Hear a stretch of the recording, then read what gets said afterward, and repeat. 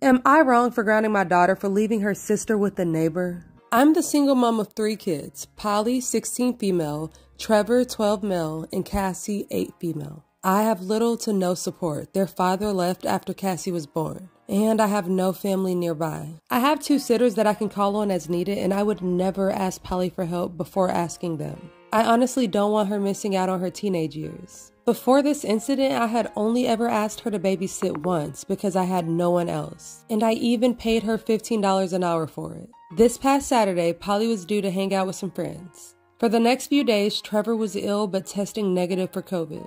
That day, he spiked a very high fever and I had to take him to the ER. I asked Polly to watch Cassie as the sitters weren't responding. I apologized that she would have to miss out on the time with her friends, but said that I would pay her, and that she could even have her friends over at our place. Polly pitched a fit and asked why I couldn't send Cassie to the neighbors. We don't even know them. They moved in last month, and outside of waving when we get mail, I don't have any kind of a relationship with them. Polly was really irritated. I told her that I would pay her $18 an hour and that I had to go. So I take Trevor to the ER and we had to wait for a bit. Polly kept asking if the sitters were responding and they still hadn't.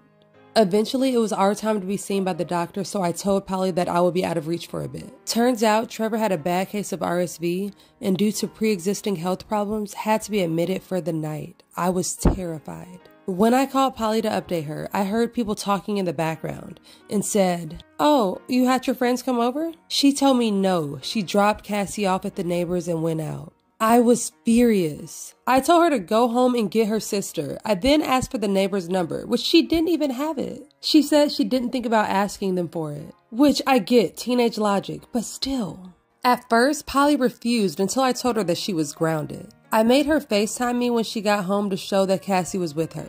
Eventually, my mom was able to make the 2-hour drive down to stay with the girls, but I told her not to let Polly leave the house. The next day, Trevor and I were able to go home. I lectured Polly about what she did and grounded her for 2 weeks. She got mad at me and said that I can't expect her to drop her plans. I point out that I never do, but this was an emergency and her brother was sick. She told me that that's not her problem. She's also mad because I won't pay her.